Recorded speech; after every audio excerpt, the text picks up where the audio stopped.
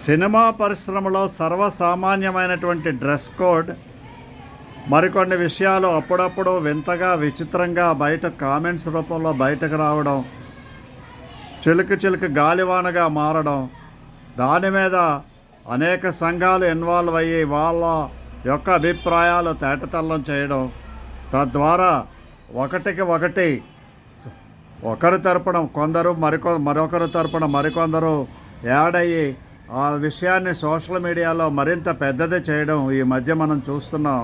అదే శివాజీ అనసూయ వాళ్ళ ఇష్యూ.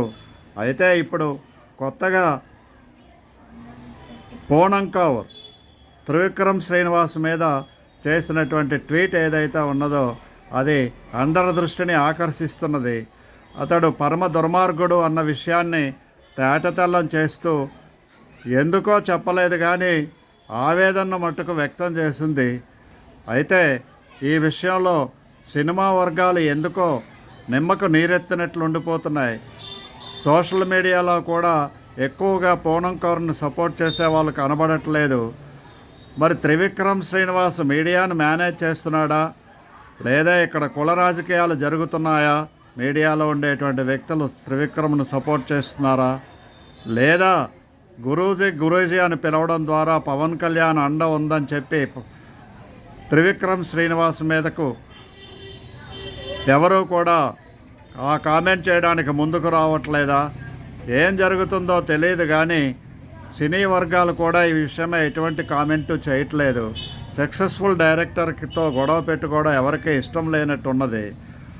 ఆ ఫ్లాప్ హీరోయిన్ పనికిమాలినటువంటి నటిగా ముద్రపడినటువంటి ఆ అమ్మాయిని ఎవరు ఆ కామెంట్ని అసలు సీరియస్గా తీసుకున్న వ్యక్తులే కరువయ్యారు. మరి తెలంగాణ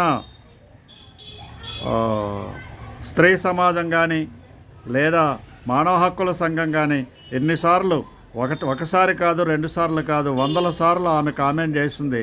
ఈ విషయమై ఏ విధంగానూ కూడా వాళ్ళు కూడా స్పందించట్లేదు. ఈ విషయమై తప్పనిసరిగా తెలంగాణ మహిళా సంఘాలు ముందుకొచ్చి తప్పనిసరిగా ఈ విషయమై నిగ్గు తేల్చాల్సినటువంటి అవసరం ఉన్నది. ఈ సమాజంలో ప్రశ్నించాల్సినటువంటి అవసరం ఎంతైనా ఉన్నది. ఎందుకంటే పూనం కౌర్ అనేటువంటి వ్యక్తి ఆవేదన ఇన్ని 100 సార్లు ఒకే వ్యక్తిని మరొక వ్యక్తిని కాకుండా ఒకే వ్యక్తిని చూపిస్తూ చేస్తున్నటువంటి కామెంట్ ఏదైతే ఉందో తప్పనిసరిగా అందరూ కలగజేసుకుంటారని, ఆమెకు న్యాయం చేయడానికి ముందుకొస్తారని చెప్పి పవన్ కళ్యాణ్ గారు ఈ విషయంలో ఏ విధంగానూ కలగజేసుకోకుండా న్యాయం జరిగేటట్టుగా ఉంటారని చెప్పి పూనం కౌర్కు తప్పనిసరిగా న్యాయం జరగాలని సిటిజన్స్ ఫామ్ కోరుతున్నది. అయితే ఇక్కడ త్రివిక్రమ్ శ్రీనివాస్ నిర్దోషిగా అయినా బయటపడాలి, లేదా అతడు దోషి అయితే తప్పనిసరిగా పూనం కౌర్ చెప్పిందైనా సరే నిజమని నమ్మాలి. ఏది ఏమైనప్పటికీ కూడా తానవ్వక నొప్పించుకు తప్పించుకు తిరుగువాడు ధన్యుడు సుమతి అన్న రీతిలో త్రివిక్రమ్ శ్రీనివాస్ ఈ విషయంలో ఏ విధంగానూ స్పందించకుండా నిమ్మకు నీరెత్తినట్లు ఉండిపోతున్నాడు. తప్పనిసరిగా నోరు విప్పి అది రైటు రాంగు అదేమీ జరగలేదు, ఏదో ఒక విషయాన్ని ప్రజలకు తెలియజేయాల్సినటువంటి అవసరం ఎంతైనా ఉంది అని citizens from Telangana and Andhra Pradesh general సెక్రటరీగా నేను కోరుతున్నాను. జై హింద్, జై భారత్.